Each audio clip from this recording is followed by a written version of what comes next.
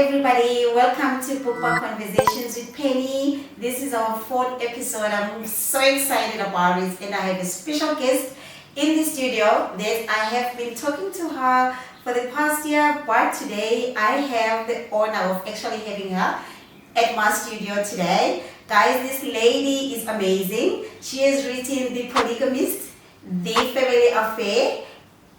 She's written also The Gold Diggers. She is just an amazing writer. Ladies and gentlemen, without further ado, please welcome Sue Nyathi into my studio. Hi Sue. Hi Penny, thank you so much for inviting me. Such a pleasure to be here. Finally, Yes. You've been doing. Yes, finally. I'm so happy to actually finally meet you. Likewise. I have so many ladies in the book club as well that have read your books, over the years, and they they're very excited that I'm actually going to be talking to you today. And it's something that they're going to be looking, looking at the video and listening to the audio just to hear what you had to say today. But yeah, so it's such an honor for me to actually sit with you. We value people like you, in the writing space. As readers, as you can see, this room is like, say, the community of readers. So that's who we are. So we love to read books, and it's exciting to see South African authors popping up. And like you, like yourself, as Zim, South Africa, we all one, we all Africans. It's just it doesn't matter. So thank you very much, and yeah, so it's exciting. It's very exciting. And guys, for you guys who don't know, Sue, her name is Sugoluhle. It's a beautiful day. Sugoluhle means a beautiful day.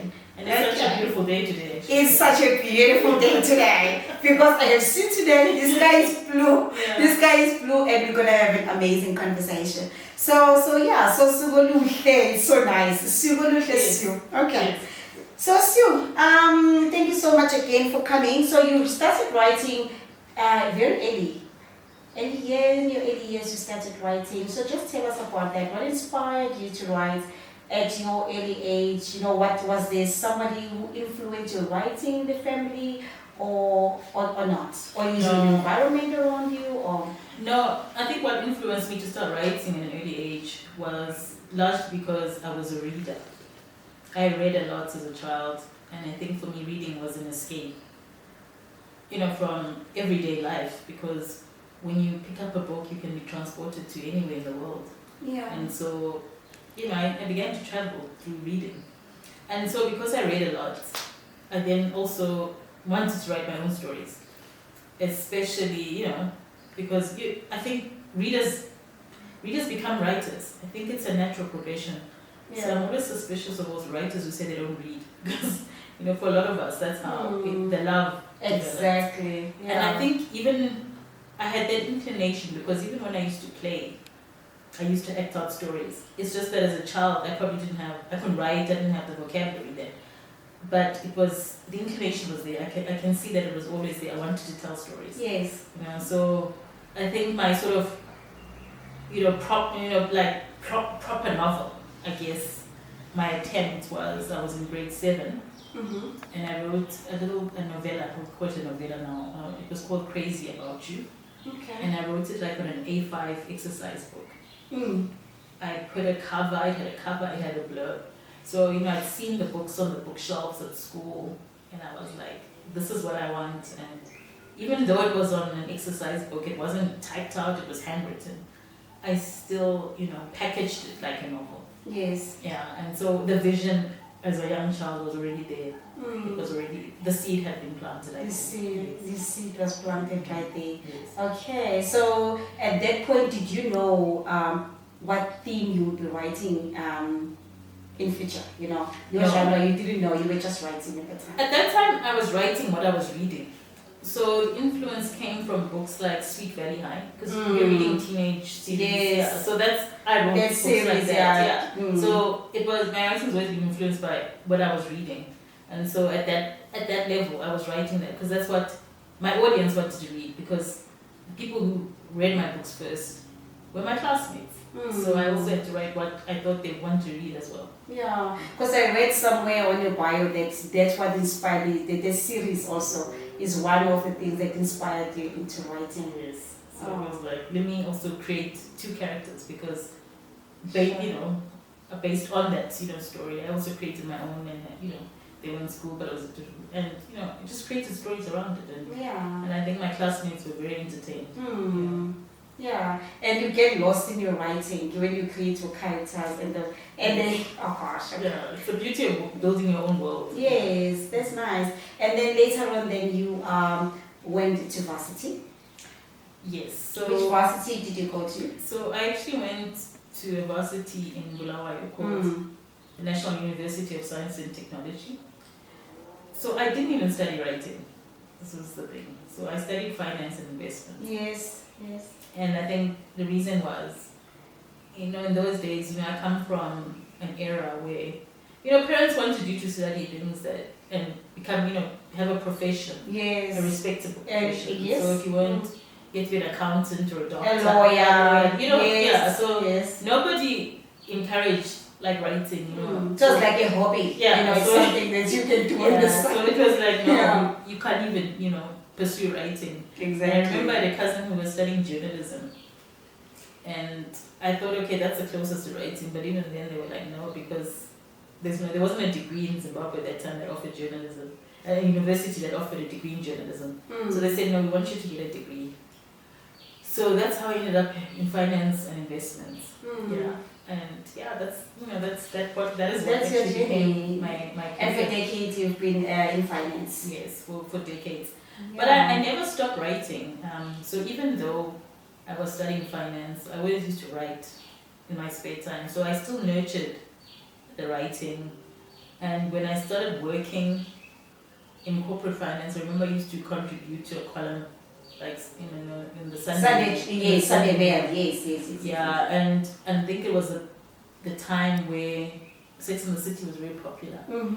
Their TV series. Yes.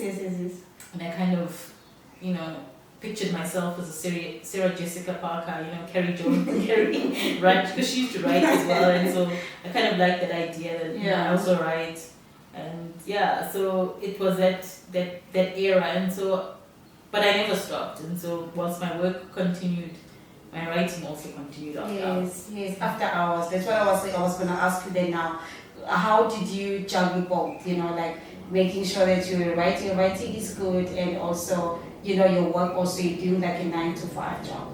So how did you balance the two? And also with the fact that you were in finance basically. You're not really like in journalism, you're only writing space, but you were in a different field, than what you actually were passionate about. Yeah. So in the beginning I think it was easier because you kind of like go to work. I was single then as well, so you kind of go to work after hours. When you're single, your time is yours. Yeah. And you have no other demands on your time. I lived alone. So I had time. I had plenty of time. So I could write. And I wrote. It was, and I think at that point, I thought of being published, but, I was still, my craft was still in its early days. I had dealt with projections, so I was going back and forth. So, and it wasn't like a drive. I didn't have much drive then. But more, I just wanted to get something down and complete it and just polish it up. So, and I didn't even know when I wanted to do this, but I knew I was just doing it. Yes. Yeah, and so that it was just happening in the background. Okay. Yeah. Sure. Okay, then now you are not in the corporate space now. So you are focusing on your writing now from 2018. Yeah, so what happened was, I moved to Johannesburg in 2008. So when I moved here, I found a vibrant, literary and publishing industry, and I started going to book fairs, and and associating more with writers, and just finding out more on what was happening in the writing space. And I think Johannesburg opened possibilities for me to get published because the industry here was more. It was thriving, I think, compared to Zimbabwe. Compared to Zimbabwe, And I remember I did get a publisher at some point for the book that is a family affair. So at that point I had written a family affair. But the publisher had said to me, please, rather than write the book with 3 sisters, because family affair is the 3 sisters, XYZ, he was like, just concentrate on the one sister, and integrate the story and make, and have it on the one. And so that's what I did. I then rewrote that book with the one sister. And before we could publish, the publisher passed away. And so, I had to, shelve that. Yes. And then I shelved it. Sure. So I left that, and then, so during that time I decided, okay, let me write, because I'd been tired of writing that book over and over again. Family affair. So I was like, let me work on something new. So that's when I worked on The Polygamist. Yes. And then that was my journey to publishing. I looked for a normal trade publisher because that's what I knew. But unfortunately, no one was interested in that book at that time. And so my editor at the time, Paula Marais, just said to me, well, you can self-publish. It's something that I've done. And she had an imprint called Box. So she said, you can use my imprint. And so that's how I ended up self-publishing my debut novel called The Polygamist. And this was the best book, by the way. You think so? It was an amazing book. I know it's the most popular. And yes, because of polygamy, So it's one of those books that yes. So, but then, like I was saying, I was still working, but because I was still single at the time, I had the leisure to work and write. I could still balance it. It's only later when my son came that it became very challenging to balance the career and the writing and parenting. Yes. So juggling 3 balls was just becoming very strenuous. And so that's when I left full-time employment in 2018. Okay. So you haven't regretted it? No, I don't. You don't miss it because you've been in finance for such a long time. No, I don't. I think, there were times, because, I think everybody knows this, it's not a secret, to, earn a living from writing in this country is not easy, it's tough. I've had to subsidize my writing by doing other, freelance jobs, just to stay afloat. And moving from that environment where you had the security of a paycheck every month, to now not was a huge transition for me in my life. But it's also a testimony of faith. Yes. Yeah. I think as a writer, as some writers, it's the scariest thing, That's why most of them are 9 to 5. They do 9 to 5, they juggle both. So they are passionate about writing, and I must applaud them because they have the amazing books in the shelves, but I was surprised to find out that some of them that I know, they are actually working, because they have lovely books, No, that's the only way you can do it. Most writers have full-time jobs, but I think for me it was just like I couldn't handle the pressure because I wasn't sleeping, trying to because parenting is a full-time job. My career in investment banking was a full-time job. Writing is a full-time job. So I just said to myself, okay, let me focus on the writing because I've done everything else. Yes. If it doesn't work out, I can always go back to full-time employment. And if it does work out, then it does work out. Yes. So that's what I'm saying. And it will work out. It has worked out. So for me, I always say it's a leap of faith, and my life is a testimony. That there's a God who knows me by name, and I think it's important to follow your passion, because your gift will open doors for you. Yes, your gift will definitely open doors for you. Yeah. That's what I'm saying. The money follows. So sometimes we chase money, but the money will follow your passion. Exactly, you're 100% right. There is also someone who he's a writer, he's a script writer as well, like an author of one of the books. He's a South African. He was telling me the very same thing when he visited us. He told me that when he followed his passion, he was also in the corporate space and thriving there. He said so many things happened when he was up there, And when he actually came back down, when things happened, and things happen in life, and then it brought him down to the other level, and then that's when he actually remembered his passion, that this is my passion to write. And the minute he realized that, everything just sort of fall into place. And where he is today, he does not think he would be where he is today if he did not follow the passion, his passion. Now he's a script writer for one of the big, he's not telling us even the production houses, one of the big shows that we see on Netflix. He's actually the script writer for it. So I really, understand or believe what you are saying, that is true.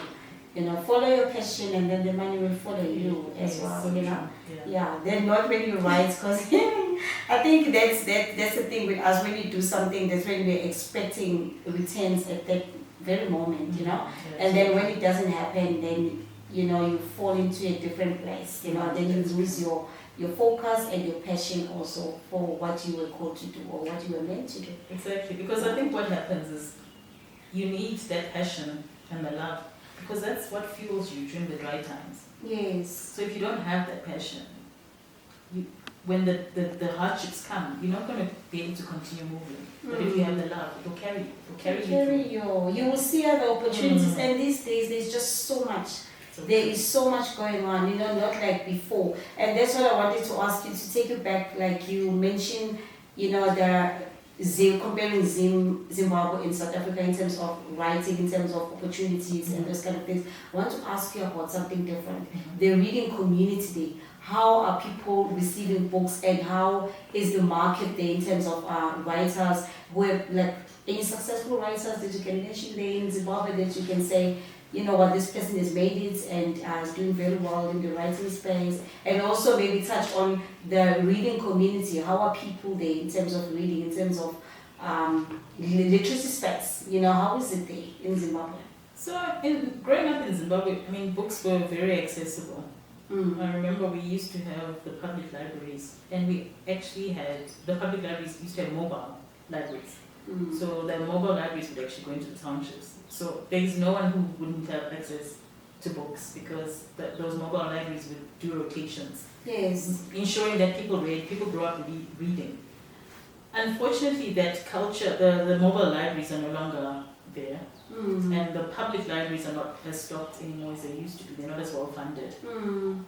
So I think accessibility to books has declined considerably. But they still foster the culture of reading. It's just the resources that are not there. Okay. And then in terms of exports, you've all heard of Tsitsi Dandaremba. Yes. Nervous conditions. She's a Zimbabwean, and I think she's probably the most well-known Zimbabwean author. The most successful, I would also say. Okay. And Zimbabwe continues to, we've got so many writers in the space.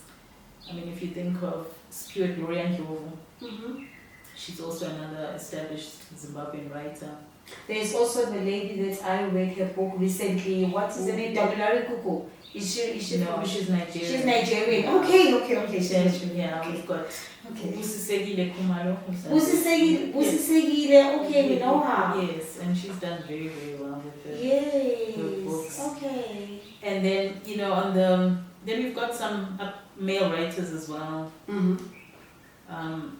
What's his name? Tendai Huchu, who's also a successful writer. But most of our writers tend to be published outside of the country. So some are UK based. Some are even if they're Zim based, their books are published outside, because the publishing industry, unfortunately, really has shrunk in Zimbabwe. And that's on that side, and understandable. And books are very expensive as well. So I think most probably writers are read more out of Zimbabwe than in Zimbabwe. But there are also a lot of Zimbabweans outside of Zimbabwe. So. Yes.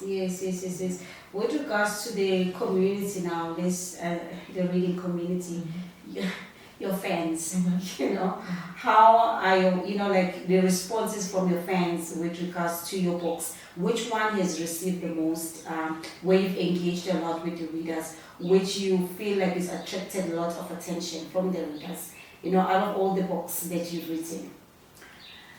So I think like I said, I think the polygamist is the most popular. Yes. And people who love the polygamist tend to like a family affair. Mm. And then the gold diggers is also Gold very diggers, popular. yes. And the people who like the gold diggers like my fourth novel, An Angel's Demise. Angel's Demise. So okay. it just depends on what you like. What you like. Yeah. Okay. So it has different audiences. And I think with all my books, I've had a fair amount of interaction. People always post, so there's always something going on. Something going on. I like the gold diggers. When I was like reading your cover, I always talk about the cover of the book. Okay. To me, I always say that to authors and writers, I always say that the book must actually talk to, the cover must talk to the what's inside the book. Mm-hmm. So when we as readers are walking in the shops and we are like, what can I pick up? Because there are times like that when you go straight to the shop, like I'm going for Sue's book, or when you are just like at the mall and you are like, okay, I'm a reader, then you walk in and you are attracted by the first thing, it's the cover, so it's very, very important that they get it right, as And then your one, when I looked at it, I did not, funny enough, I did not see that what it resembles. Okay. So I looked at it, I was like, okay, this gold gown, okay, like a gold digger, and the first thing that you think about, you're thinking about, like young girls, like gold diggers. That's all that you think about. But then as you introduce us to the book, that it's Johannesburg, it's a city of gold, and all of us, we are coming to dig our own gold, all of us, so we are all gold diggers. Yes. You understand? So we are all gold diggers because we all have come to dig our own gold, whichever it is. Yeah, whether you're from the Eastern Cape. Exactly. And it can be, I love it how you explain it, that it can be anything. Your gold might be something else. Yes. It's not necessarily money. It's not necessarily money. Yeah. It might be your talent, it might be anything that you want to dig. Yeah. And also then when you said this, then I look back outside the cover. Yeah. I was like, oh God. This is amazing because now she's wearing gold. This is gold, she's covered in gold, even the crown, everything is gold. So I was like, Sue got it right. Yeah. You definitely got the cover right. Thank you. It's beautiful. It's beautiful. So it's a lovely novel. So Sue, my last question to you is I wanted to know, how do you see your legacy? No, let me rephrase. What legacy do you want to leave behind through your storytelling? What legacy do you want to leave behind through your books? Now your books are on the shelves and Sue is no longer around. So your legacy, so when you are writing and you have the readers in mind, what legacy do you want to leave through your stories? So I think I've always been intentional in that in my being read, I don't just want to be read, I also want to be discussed. And I feel like in all my books I've broached topics that ignited some very necessary conversations. Yes. Whether it was sexual abuse, migration, displacement, whatever the issue was. And that's my legacy. Yes. To my words. And on topics that most people had considered taboo. Yes. I always wanted to have those kind of necessary conversations through my books, and I think I have achieved that. Yes. Because my books have become talking points amongst people. Definitely. People said they found themselves or seen themselves in my books.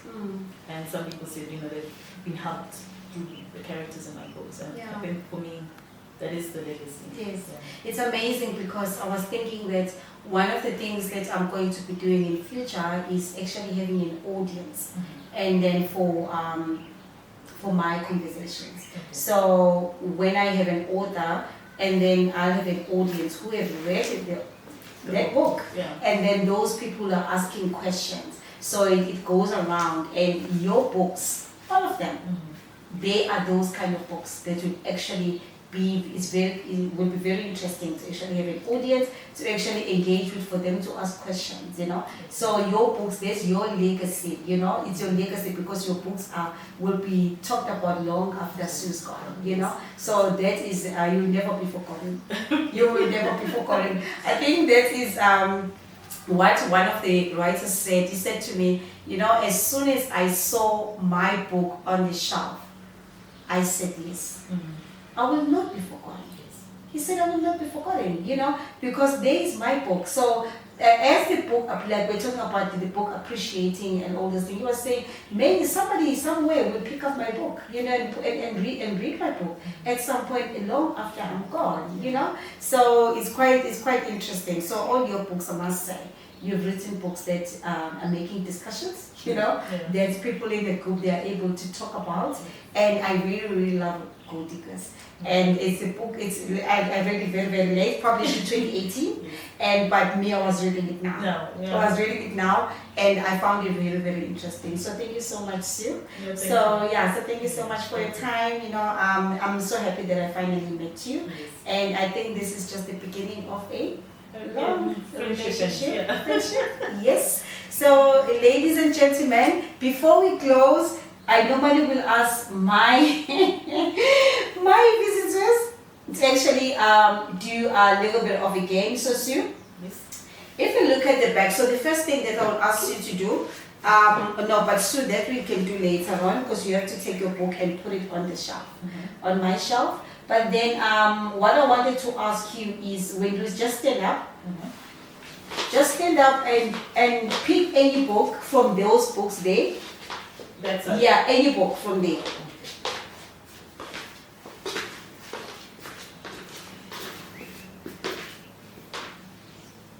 Top shelf even, like there. Yeah, pick any book from the top shelf. Please don't read about it, just pick just pick it and come. Okay. Yes. Okay, so just come stand here, Sue, and just tell us what you think, just from the cover. What do you think the book is about? Yes. You're a badass. Yeah, tell us please. Probably non-fiction, motivational. Yes. Yeah. Yes. I was attracted to the colors. It's nice and bright. Nice and bright. Okay, this was our gen pick. So you're absolutely right, 100%. Is it your gen pick? Yes, yes. This was our gen pick just to kickstart the year. Yeah, okay. And it talks about, it motivates you, pushes you to get to your goals. So that's what the book was about. So awesome. Thank you. So do you think the color, we enjoyed it? So the color and everything, does it say a lot about the book? The yellow, what I does think the yellow is very catchy, just like your outfit pin. Yeah. Yeah. It doesn't really say much, but you're drawn to it. And the title's very easy one. You're a badass. Yes. The title's catchy. Okay. Yeah. Okay, you can take another one, Sue. Anyway, again. Yes.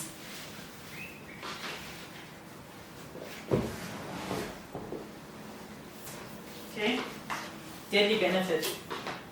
Okay. Kurt Ellis. Yes, what do you think the book is about? It's crime. A crime thriller. And I think it's because I've read one of Kurt's books. Okay. So Okay. I know what he writes. And I didn't know he had a new one out. Yes. Wow. It's quite amazing. Yeah, no, I loved In the Midst of Wolves. His debut. No, it wasn't his debut. But I read that book. You read the book, yeah. I didn't know he had something out. Yeah. Wow. I'm going to. It is about that. Yeah. It is about, yeah. I love his writing. You love it. Yeah. Okay, awesome. Good. Yeah. So it tells that you are a writer. So awesome. So last pick from the top. Again. Yes, last pick. I just want last pick. Okay. Joe Watson, Love to Hate You. Romance, definitely. Romance, definitely. Definitely, yeah. What do you think it's about? It's your normal chick flick, boy meets girl. Yes, yeah, happy ending. They hate each other first, they fall in love, yeah. That's romance is it's very formulaic, so it's yeah. Yes, awesome. Yeah. Okay, so last thing what I wanted to ask you. Okay, so Sue, my other game that I normally ask my visitors, if you look behind you, like, what do you notice on my shelves? Like on these shelves? What is the difference between these two shelves? The color coding. No. The two shelves, so pay more attention.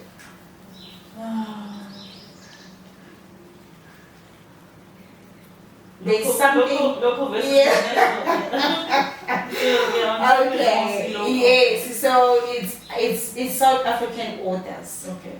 And then Basically, and also I have one African, which is not the Temilariku, who is Yes. from Nigeria, and but the rest of them, someone putting something wrong there. Who put it there? It's my son. Maybe what is Joyce putting there? But anyway, she's not a South African. Somebody put it there, it's not me. But so that shelf on top there, like your book now, everybody will take a picture of you when you go in and slot in your book on the shelf. Thank you, ladies and gentlemen. Thank you so much for watching. Stay tuned for our episode 5, which is kicking in tomorrow, and it's going to be huge and even more exciting. Okay, so it is a wrap for me. Okay, bye. Thanks for tuning in.